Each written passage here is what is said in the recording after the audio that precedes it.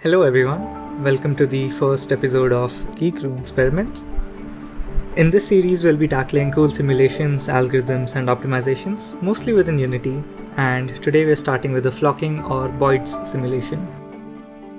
Boids are just objects which simulate the behavior of birds. The core of the model revolves around three simple rules: alignment, which makes them steer towards the average direction of their neighbors; cohesion, which draws them towards the center of the group; and separation, which ensures that Boids don't bump into each other. Now within Unity, let's start by declaring some settings for the Boids, and a Boid manager script which spawns and controls these Boids.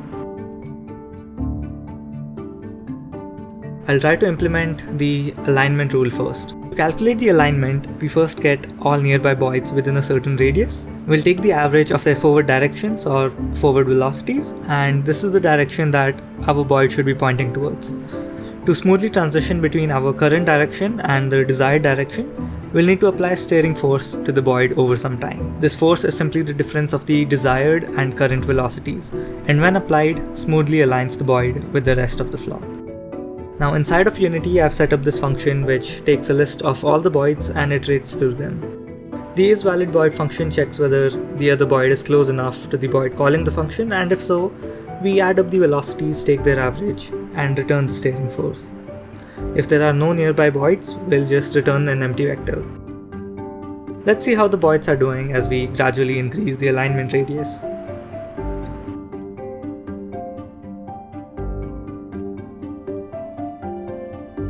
It looks like what we wanted to see, so let's move on to cohesion. This is probably the simplest rule. All we do is calculate the average position of nearby Boids, and this should be our desired direction. We can simply steer towards the direction and move to the average position. The code for this is almost the same as alignment, except we add the positions of the neighbors rather than their velocities. As we increase the cohesion radius, the Boids start to form small groups, and with a big enough radius, they all converge at one point.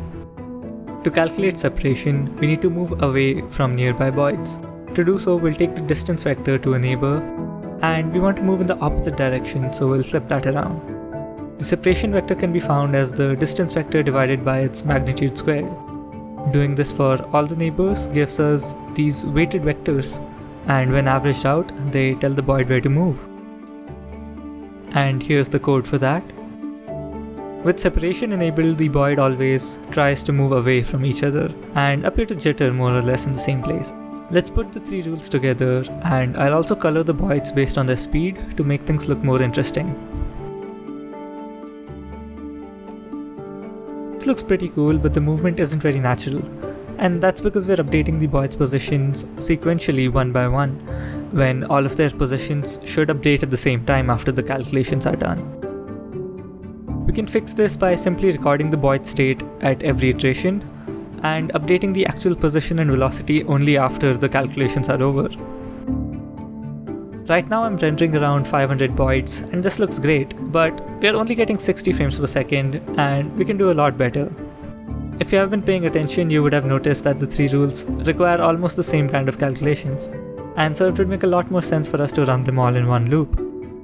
At 500 Boids, this increases the performance by over 130 frames, but let's see how it handles 2000 Boids. That's not so great.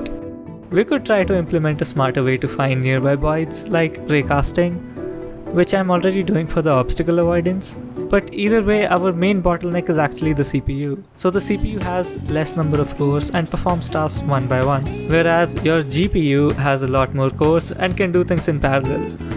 But it has an Ooga Booga caveman brain and cannot do anything without the CPU telling it what to do.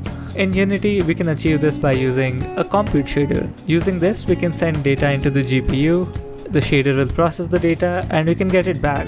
When you first create a compute shader, you'll see something like this. The first line defines the entry point of the program as the CS_main function, and we can specify how many threads we want running this function. We can create some variables and also a buffer, which is like an array storing a data type, which can be a predefined data type or any other structure that you define. We'll usually be passing data around through these buffers.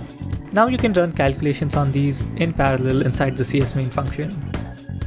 Over on the CPU side, we'll define some references to our compute shader and kernel ID, and we'll also create a compute buffer which will offload to the GPU. We can find the kernel ID using the findKernel method and can set the values of variables using the setInt or setFloat methods. To upload the buffer, we'll create the same structure that we defined inside of the shader. We'll create a new buffer and give it the number of elements we want the buffer to hold and the size of each of those elements. Since the data struct has 2 floats, I've put in size of float times 2. I'll populate an array with the values we want to send, and we can set the compute buffer's data to this array and finally set the buffer. To run our shader, we call completeShader.dispatch with the kernel ID and the number of thread groups we want. And to retrieve data from any buffer, we call buffer.getData, and the argument is where we want to store that data. I uploaded the Boids data to ComputeShader, which does all the calculations, and now for 2000 Boids, we have pretty good performance without having to implement any fancy logic. I encourage you to mess around with this and try to implement things like multiple flocks, extrapolating this to 3D, and also check out other optimizations such as spatial partitioning. That's all for today, and I'll see you in the next episode.